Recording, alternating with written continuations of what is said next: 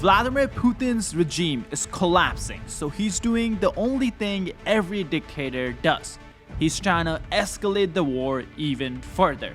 A week ago, 19 drones attacked Poland's airspace. This is when I talked to former chess world champion Garry Kasparov. He's been following and studying Vladimir Putin's moves ever since Putin got in power. And Kasparov, during our talks, predicted one thing: Putin is not gonna stop until he is stopped. And guess what? Yesterday, Putin sent 3 armed MiG-31 jets to Estonia. They were heading towards the Estonian capital, Tallinn, before NATO jets scared them off. We have no clue what they were planning, but things definitely don't look good. Putin is trying to draw NATO into this war because he needs more and more Russian to throw as a cannon fodder in Ukraine. This is exactly why I wanted to talk to Garry, because I wanted to ask him how we can end this war, and let's listen to what his answer is. What's up, everyone? My name is Sam, and today I have with me Garry Kasparov, the greatest chess player of all time and the chairman of Renew Democracy Initiative, which publishes the nextmove.org on Substack. Welcome, Garry. Excited to have you. Thank you very much. And it was, I guess you did a little preparation, because rarely in America people pronounce my family name with the Russian emphasis, because in America it's always Garry Kasparov, and you said Garry Kasparov. This is very Russian. Well, that's because I'm a chess fan. I have studied a lot of your games and very excited, kind of nervous. And my first question is actually relating to chess, since you bring up Americans. Do you feel like we'll have a U.S. champion in chess soon? Everything's possible. But look, current world champion, the Indian player, Gukesh, he's just, he's not yet 20, so he's young. And the top American players that can contest the title, Caruana and Nakamura, they are almost twice his age. Caruana is younger, but Hikaru is almost twice his age. Yeah. So we'll see what happens with this qualification for the candidates, and then it's if one of them qualifies, which again still it's a tough fight, 8 players, double round tournament. Say Caruana Gukesh match. Yeah, there's a chance. Yeah, Gukesh is good, but it's not as good as Magnus Carlsen, who decided not to play an official World Championship match anymore. Who is still the strongest player in the world. So if one of them qualifies, it will be a fair shot. So yeah, that's but I'm very skeptical that you can change the tide of history. So it's something that doesn't sound right. If you have a player in his mid-30s or late 30s, as Hikaru is beating somebody who is just barely 20, but chess is a game. That's that age doesn't play the same role, of course, as in physical sports. Though I can tell you from my age, that is, you're losing some of your capacities. So it doesn't happen overnight, but it's not physical, but it's still a steady loss. But to wrap off, this long answer, the short one, yes, there is a chance, and that might happen next year. Otherwise, we have to wait for much longer. Yeah, otherwise we'll have to wait for the next generation to come along. So I hope it happens now. I think American fans will be very excited. Now let's shift focus to, I saw you tweeting about it before we hopped on. Many Russian drones went into Poland, and it seems like that was a deliberate testing and attack. So I wanted to get your reaction. What is Russia trying to achieve by attacking a NATO country? I think first achievement was that NATO is shy to say attack. They keep playing with words, unauthorized flying objects. It sounds like UFO. This is from me. Yeah. Also, this nothing to me, nothing surprising. I have been writing about it. That is, if Putin could move only one direction, to step up with more and more provocations, and it was a matter of time. I wrote several times. It would be a matter of time before he would try to test the defense of NATO countries. I think Putin can consider the operation a success, because NATO showed no resolve to call Article 5. It's only Article 4. Article 5 means the war. Um, it was deliberate. It was very, very clear. I think Ukrainian intelligence informed Poles and NATO authorities that Russians have been preparing the attack with SIM cards, from other countries, from Lithuania, Belarus, but just to attack Poland. And there's no way that they could be mistakenly pushed in this direction by Ukrainian anti-drone computer systems, because they were too deep in the territory. So, and they were definitely aiming at certain targets on the ground. So, Putin saw that NATO was weak. America is silent. It's amazing. This is just, it's the Trump administration pretends that it's none of their business. Also, you can hear already voices in Poland. So far, they are just, this on the fringes, but maybe we have to reconsider. Why should we suffer these attacks? And of course, Kremlin has massive uh, um, mm, covert operation with sort of Polish radio stations and Polish social media, you know, propelling this news that, yeah, why Poles should suffer for Ukraine. It's Ukrainian war, and also but the practical implications that are good for Putin and worse for Ukraine is that Poland is calling Article 4, which means they need more support. So what it means more support? So that means that some of the anti-drone, anti-missile systems that's supposed to go to Ukraine could go to Poland now. So, and that of course helps because you have 20 something drones attacking Poland, and you have hundreds and hundreds of drones every day attacking Ukraine, and dozens of big missiles. So it was, was a well planned operation, and unfortunately, judging from these very cautious statements of European politicians, they have tons of words. Oh, we will never, we will support, but action. Putin doesn't care about words. So very often these strong words are substitute for no action. And currently, I think it's just that he's counting this operation as a success. So I will not be surprised. Actually, I will be surprised even in the nearest future. He would not repeat the same against Estonia or Latvia or Lithuania. Yeah, and it's insane. That's an interesting analysis. I haven't thought about it. Again, it's only been few hours and we just woke up.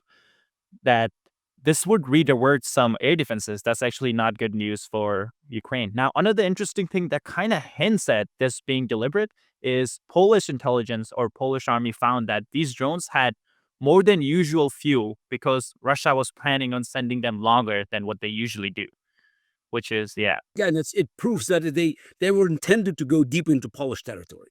Because we had few accidents before. Again, we can challenge the assumption it was accident, but technically everything that happened before, there were few of them, few of Russian drones that went to Romania, few went to Poland, but you could easily just write it off as the mistakes, or it's Ukraine anti-drone systems. They actually pushed them of the course and they landed in Poland. But both in both countries, Poland and Romania, I'm not sure, maybe once in Slovakia as well. So they were very close to the border. So then again, I always, have my suspicions. But in this case, there are no doubts. They were too deep into Polish territory. You talk about hundreds of kilometers. So and now you added that they had extra fuel. So that was a point. So to see the response, and also what is very useful, because now they had more information about NATO defense systems. So the air defense systems. Yeah, that's an interesting theory a lot of people are floating. And do you think this increases the chances of Russia trying like more escalation in the future against NATO countries? Putin has nothing else but escalations. I mean, I've been saying it from day one. So it's not if, it's when. And since Russia is now a giant war camp, it's very important to understand that is no matter what you hear from the Oval Office here, from the White House, from some of the members of Congress who are trying to give Trump cover up and benefit of the doubt, or from some of the pro-Putin politicians in Europe, war is the only, and I emphasize, the only engine for Putin's power. This goes without saying. The entire Russian society, not just economy, society, and you look at every segment, political, it's war. It's economic, economy, war. Propaganda, war, and it starts from the kindergarten. They already brainwashing kids at 6 and 7, to hate Ukrainians, and they sell the story about war against the free world. It's not just Ukraine. Ukraine, according to Russian propaganda, and again, it's not I'm saying, they've been saying it. I'm simply translating it. Ukraine is a puppet of the world, and Russia is fighting the world because the world wants to take over Russia. So this is a war against the free world. And since Putin got, this now official backup in Beijing, so he views this war as a spearhead of the efforts of the undemocratic world, of the world of tyranny against the world of freedom. He cannot stop. He has 1 million people, 1 million plus, fighting in Ukraine. Most of them are paranoid, just killers. So they lost, just any sense of normal life. He can't afford them, returning to Russia. It's impossible. So when we hear the noises, like, his former president, and Putin's shadow, Dmitry Medvedev, he keeps talking about attacking Finland, attacking Poland.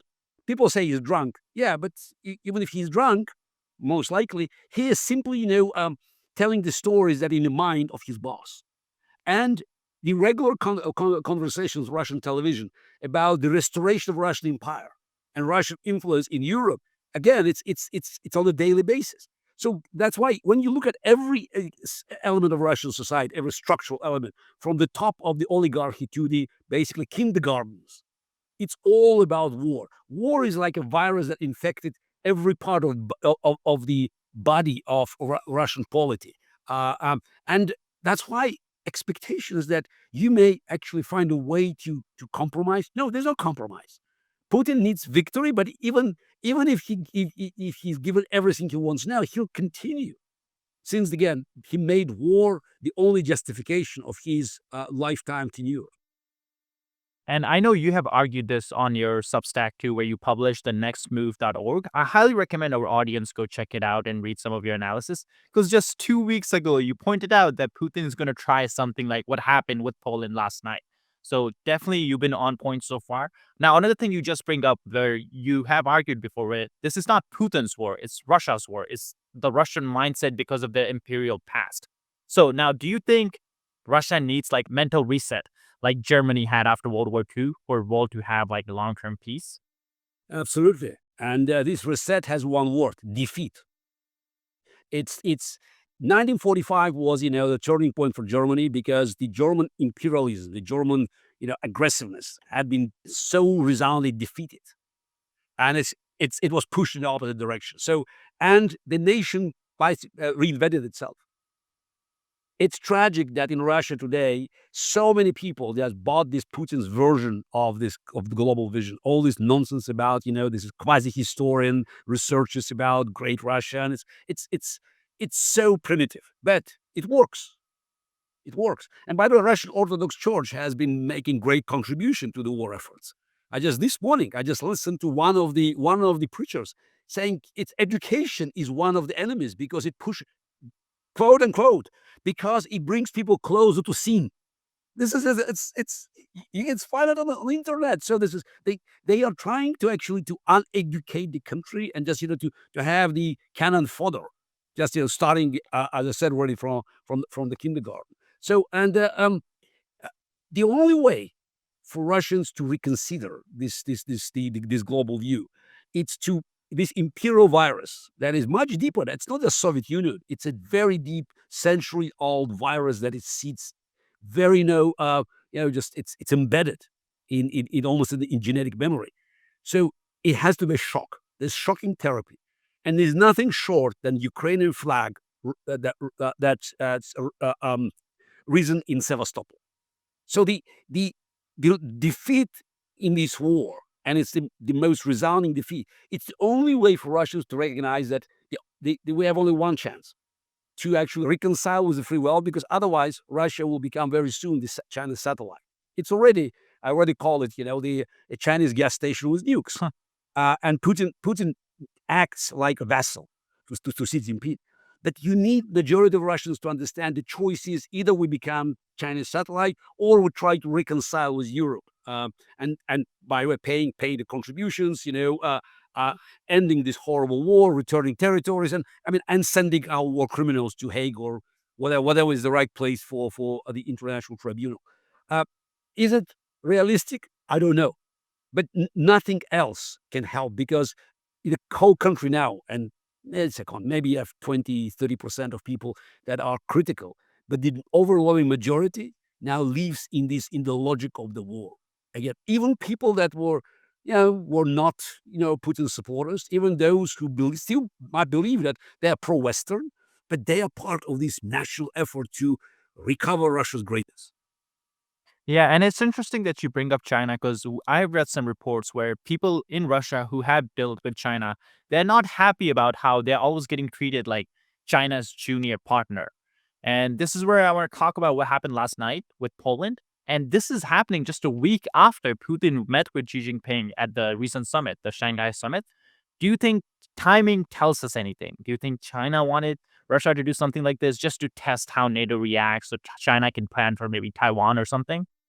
Naming Russia junior partner with China is probably a compliment. It used to be junior partner. Now, as I said, it's a satellite state.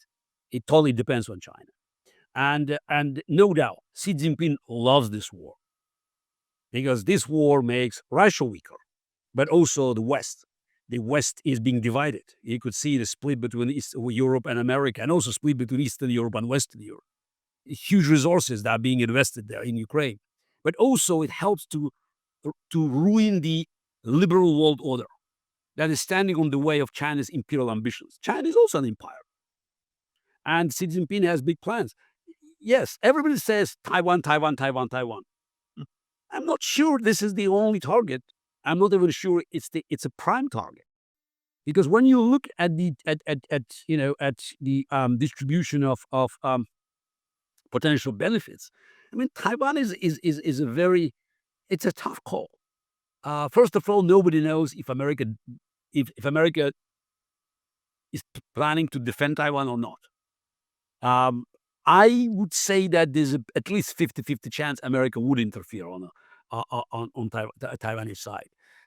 So even if it's less than 50%, it's still a huge probability that America will be there. There's a Japanese factor. Japan has established very close cooperation with Taiwan. But the most important is invasion is a gamble. It's more than 100 miles, of water. And there are not so many landing spots there. And Taiwanese drones probably will destroy most of Chinese ships. So it's a gamble.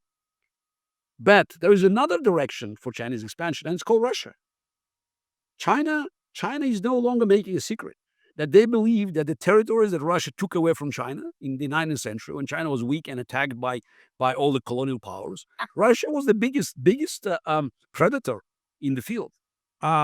If you look at the two maps, and anybody can do it on the internet, of two Put it on screen. treaties between Russia and Russian Empire, Russian Kingdom, and China, one in 1689, 17th century, and one in 1860.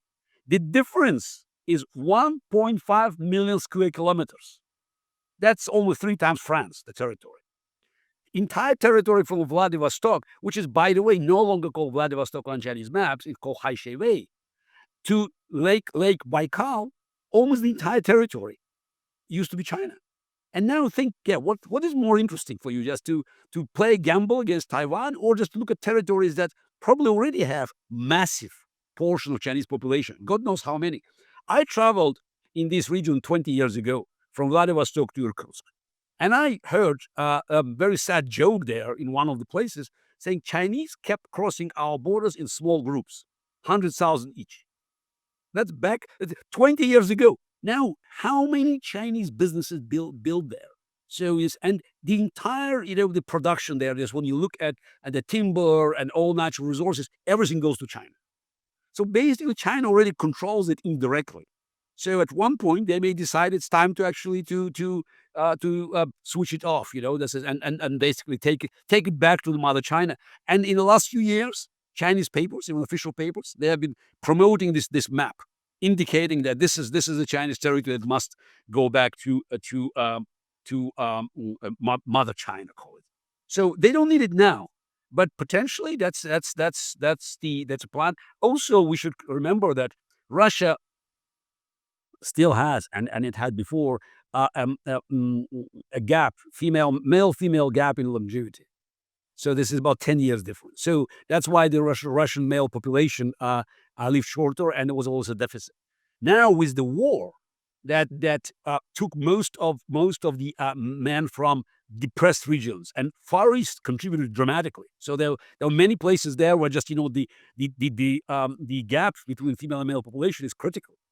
Now that's one side of the border. On the other side of the border is opposite.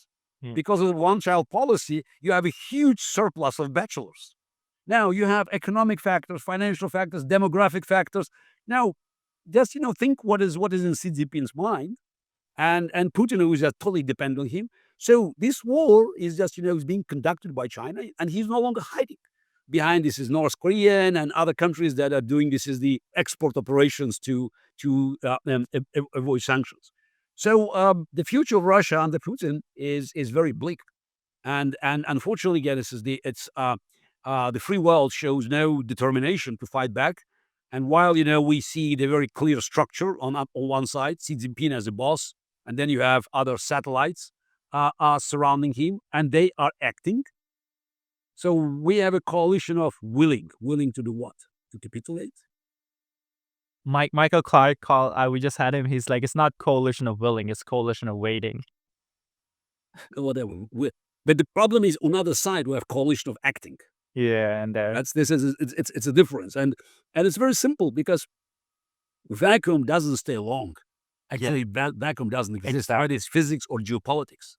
The moment you walk away, something else happens, and other forces come in. Like America walked away from the Middle East, and you had ISIS, and then Al Qaeda, then just Iran. So same as now. This is geopolitical vacuum created by weak American policy, and now it's prior to second Trump administration, Obama, Trump, Biden. They were not very convincing, and they were definitely encouraged, emboldened authoritarian leaders to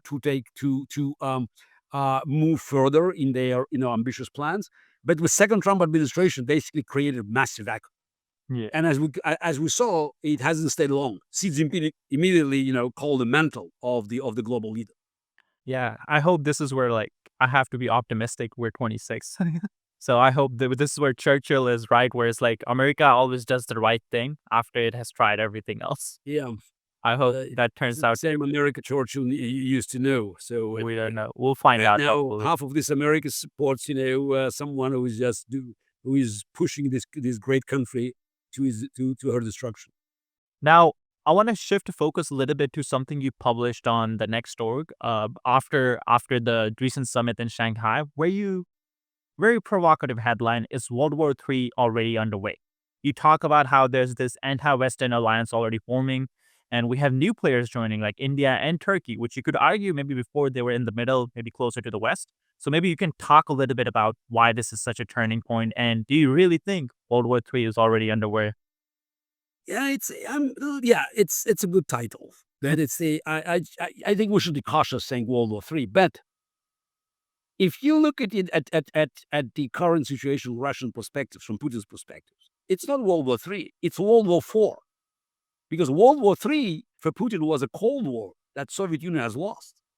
So he's already fighting World War IV. And again, I'm simply transmitting information from Russian social media and propaganda. So to explain the way they see it, we can say that World War III is on, because if you look at World War II, it's the argument I brought in to light in the article, is that it started before 1939. It's with all the concessions, and actually the first shots of the World War II were in 1931 in Manchuria by Japan, that started an attack. And then left the League of Nations because they thought it's no use. And then in 1935, Mussolini's Italy attacked Abyssinia, current Ethiopia. So again, we already had active players that basically ignored international law. So League of Nations was a failure. Very important to remember, League of Nations that was created to prevent future wars after World War I was an absolute failure. One of the main reasons, America decided not to take part.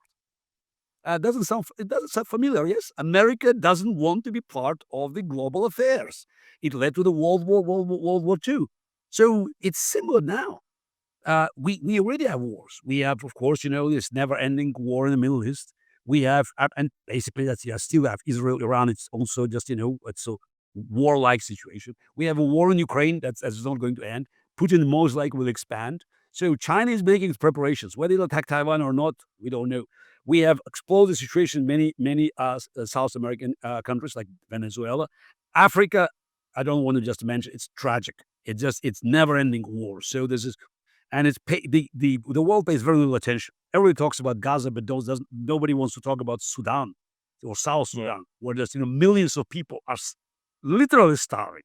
It's not propaganda. It's just so the world situation is highly unstable, and we have players, active players, backed by China now. That's just that Putin is one of them that are pushing to the limits, and we don't have we don't have a core of the opposition from the free world. And again, America does not play any role, or even worse now, it may probably plays negative role. So in many affairs. So it's I would rather say that it's better to exaggerate now than to be sorry later, because they definitely want to push, and sooner we recognize it's a war, will act like war.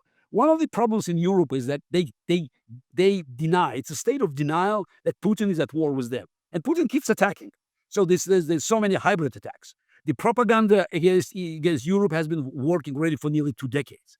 There are many acts of sabotage, open sabotage. There are the jamming activities from Kaliningrad, the Russian enclave between Poland and Lithuania. It's just it's never ending. Most likely Russians attacked the head of the European Euro Commission, Ursula von der Leyen. Her plane was nearly crashed because of the jamming activities. Yes, nobody blame Russia. That's interesting. They always try to avoid just pointing the fingers. And so many things that Putin did with no response. The least they could do, and I've been saying from day one, recall the ambassadors. I mean, show that you're pissed off and you acting even before you start cutting Russian oil export or giving Russian frozen funds to Ukraine. At least recall the ambassadors. Illustrate that it's abnormal. No, nothing. So this is, and while they say sanctions, sanctions, sanctions, we all know it's the export from most of the European countries to Russia. It's all about the same. It just doesn't go straight to Russia. It goes to Kyrgyzstan, Kazakhstan. Yeah, and of course, if you have tracks traveling from Germany to Kyrgyzstan, they don't go to Kyrgyzstan. They're being down. The goods have been uploaded somewhere in the middle in the middle of the way, which is Russia. So it's the end. Sooner we recognize that this is the war, and it's war we can't negotiate. We have to defeat the enemy. So it simply means the price to stop the aggression just goes up. And I don't want even just to go back to Ukraine, because every day of our delay means more innocent lives being lost in Ukraine, because Putin keeps deliberately attacking civilians. That's the only way for him to win the war. He can't break through Ukrainian front line, but he keeps killing civilians every day. And what we hear, tons of words from Europe and some mumbling from the White House. Yeah, hopefully we see action soon. Now, we talked about age at the start of this podcast, and I'm sure you saw this clip of Xi Jinping and Putin talking about living 150 years. Now, we know that has been like the greatest challenge for humankind. Everyone's trying to figure out some way to delay it or, defeat it. I never thought about dictators living to 150 years, though. I feel like that has to be very bad news for their citizens, their country, and the world. How do you feel about that?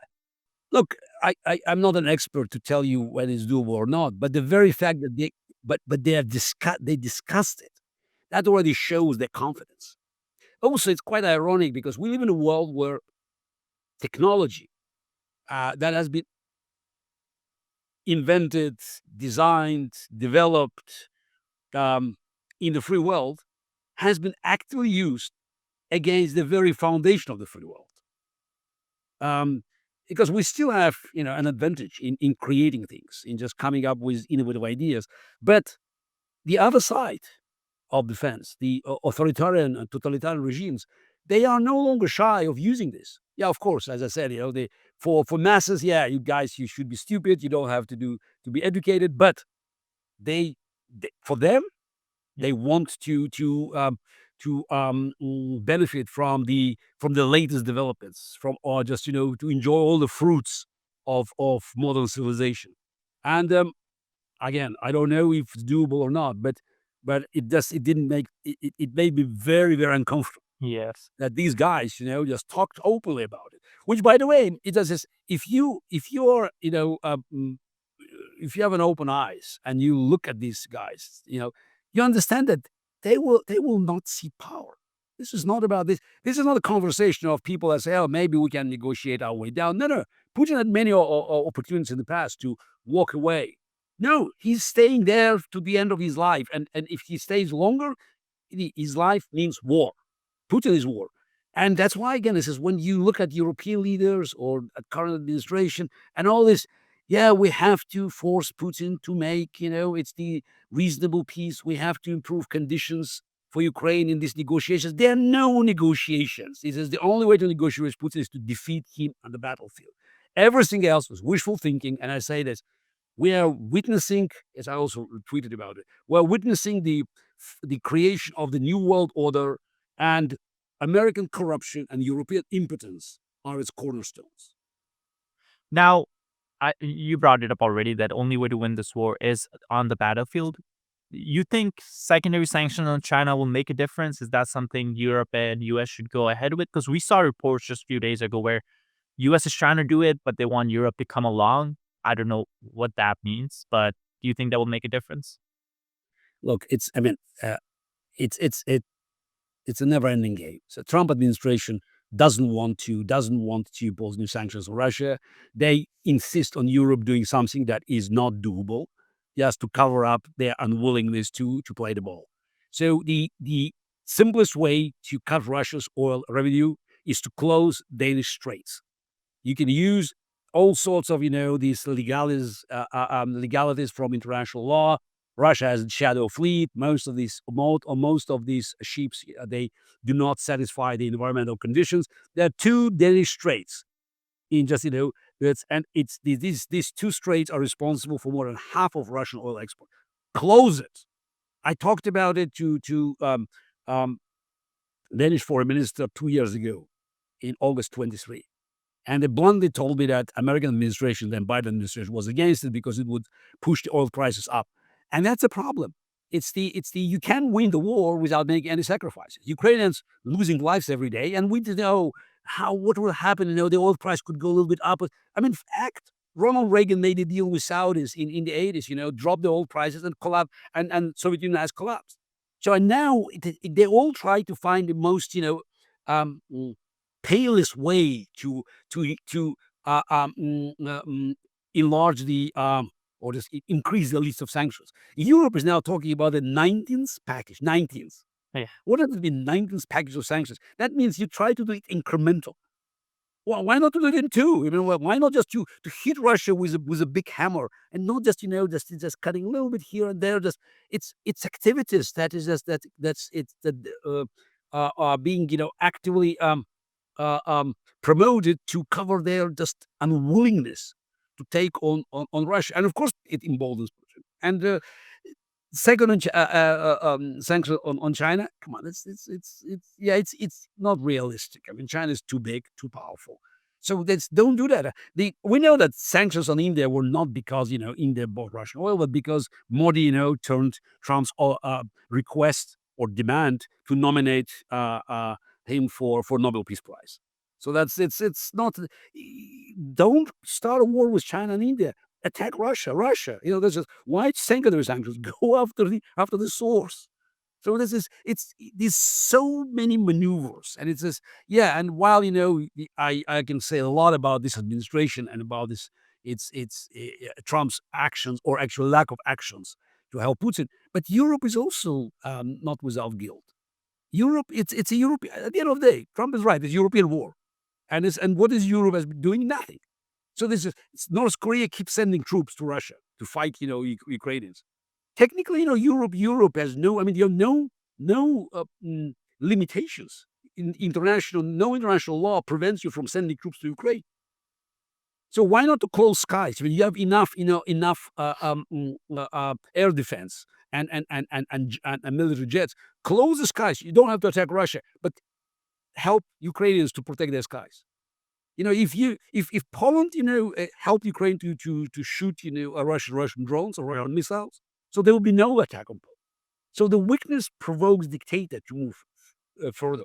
So that's why I expect that, in the next few weeks, not months, I think weeks, we'll see the repetition of this attack. This time may not be Poland, but Putin will always step up. Putin will always escalate. Yeah, it's like how you argued in your article. Unless he's stopped, he will just keep moving forward. But this is dictator doesn't stop until he's stopped. Yeah. And now you do bring up the North Korean troops, and I think you answered this a little bit, but I just wanted to make clear. We saw Kim, Xi Jinping, and Putin all together. Does that mean Xi Jinping approves of North Korea helping Russia and North Korea getting so close with, like, business dealings during the war? Because we saw some reports where China was not happy with North Korea expanding this war, but we see them together walking hand in hand, and maybe China wants North Korea to help Russia not collapse, basically. Kim Jong-un would not lift his finger without approval from Beijing. And we saw this picture, with Putin on his right side, Kim Jong Un on his left side, walking, and you could see it's a body language and the way when Putin tried to talk to Xi Jinping. So they follow the orders, and he's one to give the orders. And one important thing that I pointed out is that because dictators always pay attention to symbolism. Hmm. And I never seen Xi Jinping before wearing the Mao's outfit. Mao Zedong's outfit. He was always in a suit. Yeah. This time he wore the Mao's outfit, while Putin and Kim Jong Un had the black or just the dark suits. So I think that's a clear signal that he's now in charge, and he is the leader of the anti-Western, because that's a departure from the Western outfit, the leader of the anti-Western alliance. Now, also, you understand Russia a lot more than most people, including myself, right? So I wanted to just get some answers about the Russian mindset, because we see these numbers, and I think they will never fly here in the Western world. But Russia is so different. Russian army is experiencing 20,000 soldiers deaths every single month. In total, they have experienced 1 million casualties. Half of those people cannot return to the front line. That's how bad the injuries are. And it seems like Putin doesn't care. But, like, just from a human point of view, there has to be a point where Russian citizens start to care at the rate where Russia is losing its young men and, just men in general. Maybe I'm naive. I don't understand the Russian I'm not mindset. naive, but if Russian history is any guide to us, so you can learn that any positive outcome of the war always strengthens the regime, the ruling class. Whether it was in Napoleonic War in 1812, or World War II, or the Russian-Turkish War in 1877, 1878. So victory was always, the big push for the regime. And Russians never cared about the price. I mean, World War II was a disaster. I mean, this is the losses. It's just and the quality of the management, war management in the beginning of the war, it's just terrible. But the outcome was victorious, and nobody cared. And even today, we still, see Putin regime speculating on the World War II as the greatest accomplishment. By the way, this is, if you start asking Russians about World War II, many of them, especially young ones, would not even recall that America and British Empire were just, were allies. And without America's lend-lease, Russia would not survive the first year of the war. But it's being lost. So this is, we won. We. The rest is just, it doesn't matter. So it's a total historical ignorance. But it's a pride that we won. Now, on the other side, every loss, and whether we go to the Crimean War of the middle 19th century, 1853, 1856, where the coalition of Britain, France, and Turkey defeated Russia and just, actually in Crimea on Russian soil, that led to the long-awaited reforms to abolish serfdom, and also you may argue that Alexander II's reforms in 1861, 1860, in 1860s were the most profound liberal reforms ever in Russia. Then you can look at Russia-Japanese War, in 1904-1905, another loss, and revolution in Moscow, and then it's the riots, just they were all over Russia, and then the monarchy had to make a big concession. We got constitutional monarchy. 1917 stalemate at World War One, and Russia was not doing well. Disaster, regime collapsed. World war in Afghanistan, and the clear defeat in a Cold War, collapse of the Soviet Union. So it's not enough to scare Russians with the losses. And also, that don't forget, is for many Russians that are being sent to the front line, is there not so many options left. Putin is skillfully avoiding mobilization of Moscow and St. Petersburg. Those two cities are almost untouched. You don't want Putin doesn't want any potential, not the riots, but just it's the Issues. malcontent just in two major cities. It's like it's megapolises.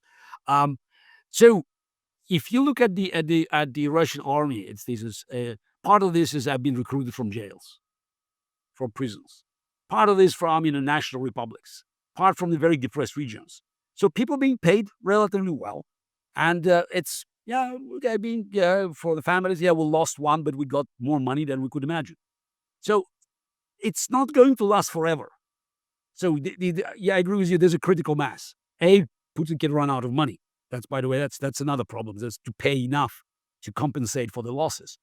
B, again, he may not have enough, just desperate man to go there, but he still has power. So what he still he has access to manpower. What could be far more dangerous for Putin, and that's what I've been advocating for, and unfortunately it was never picked up by the Western powers, is to go after brains. You need brain drain. Putin may have few million extra, soldiers for the front line, but he has a very, very small reserve of engineers, computer experts, financiers, and just simply offering them an opportunity to leave Russia. And many of them, by the way, tried to leave in 2022, but Europe and America said, no, just we don't need it. You go back. So there's no visa stuff. So I've been working with some of other members of Russian opposition, like Mikhail Khodorkovsky, and we suggested a simple declaration. We did it in Berlin, called Berlin Declaration. It's a long text, but it has three key components. Somebody who wants to leave Russia must publicly acknowledge that the war is criminal, regime is illegitimate, and Crimea is Ukraine. As long as you sign a declaration, you become a criminal in Russia. You can no longer stay there. So, and then you have a chance to move elsewhere.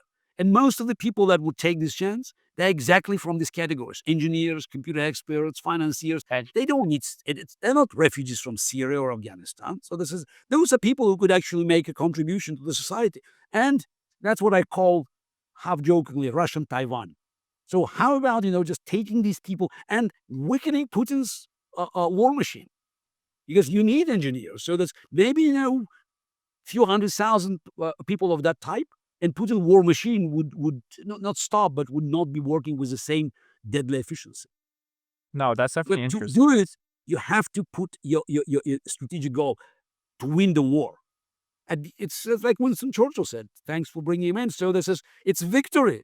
It doesn't matter. We have only one goal: victory. Nobody, neither Biden nor Trump nor European leaders, nobody is willing to say the word victory. It's always, how can we get out of this mess?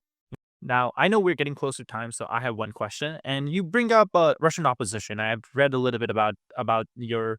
You have often criticized the Russian opposition for waiting for a good czar instead of pushing for real democracy. Now, I don't know Russian history as well as you, so it'd be interesting to frame this question to you. But from my reading, it doesn't seem like Russia ever had democracy in its 500 years of history. It's like from 1991 to 1999, they had the closest thing to democracy, but at least me, I wouldn't categorize that as democracy. Do you really think it's possible in Russia to have democracy? Look, it's a very you said it's a lost question, but actually you open just another hour in this issue. The whole But typically Russia has a 1,000 years of history. way. 500 years, actually, it's Muscovy. It's a Russian empire. And when you look at the 1,000 years, that starts with Kiev.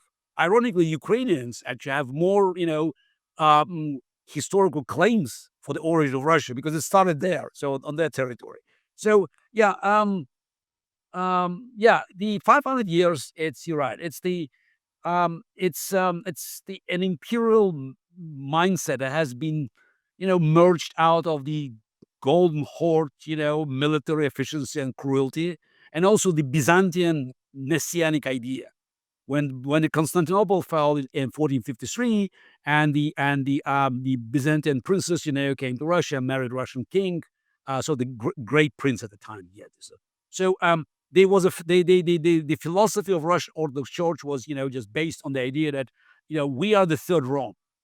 The first one fall, the second one, we are the third Rome, and there will be no other force.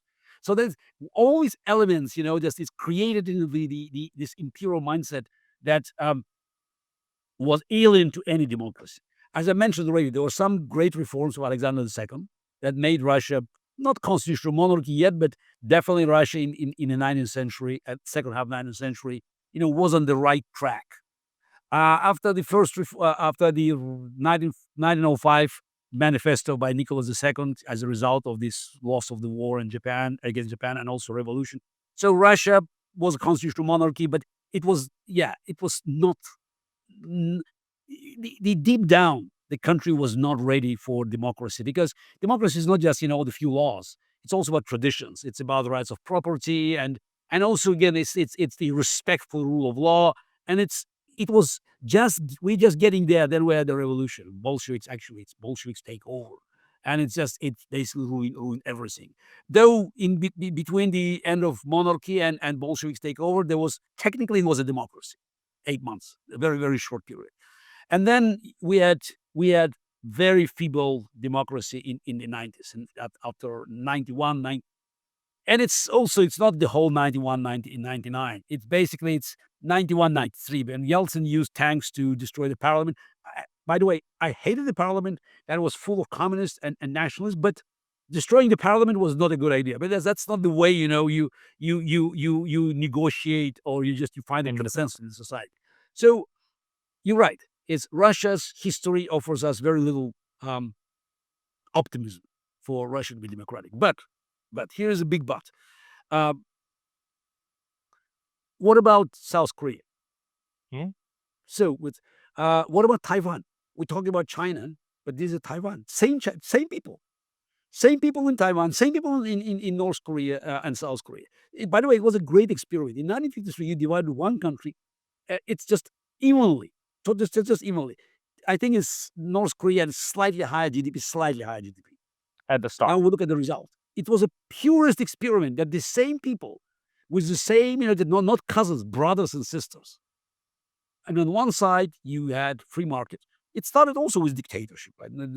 But eventually, it had free market ideas, and it's now very vibrant liberal democracy. They can impeach the president. They can put, the head of the largest corporation in jail. So there's all of a sudden, just just in less than 70 years, because they by 2015 that was already vibrant democracy. So in six decades, the country that had zero experience in democracy, Yes. zero experience in market economy, so gained all this knowledge, and same on Taiwan. Yeah, so I don't even talk about East-West Germany because you had people in Germany that already had experience of the Capitalism. European culture. So we're talking about countries that were totally alien to that. So I don't think that Russians, given an opportunity, Russians will fare worse than Taiwanese or South Koreans. So again, there's a chance, but the problem is that this is Taiwan and South Korea were not affected by this imperial virus. And I guess the future of Russia, if there's any future for my country, is to eradicate this imperial virus. And I'm not going just to cry over spilled milk if Russian territory, as a result of this change, will shrink. It's still the largest country in the world. Yeah. So I believe that it's not about the size of the country, but it's about the strengths of these unified beliefs of people in certain values. As of today, these values are horrible, and they push country to the abyss. So eventually we have to try to change it. But that's where the core of my a disagreement with many members of Russian opposition. I believe that the only way for Russia to recover is for Ukraine to win the war. Many of them are trying to avoid this, uh, direct approach because, Ukraine winning the war, it means they have to kill more Russians. Yeah. It's about saving Russia from total catastrophe that would result if Putin would expand the war.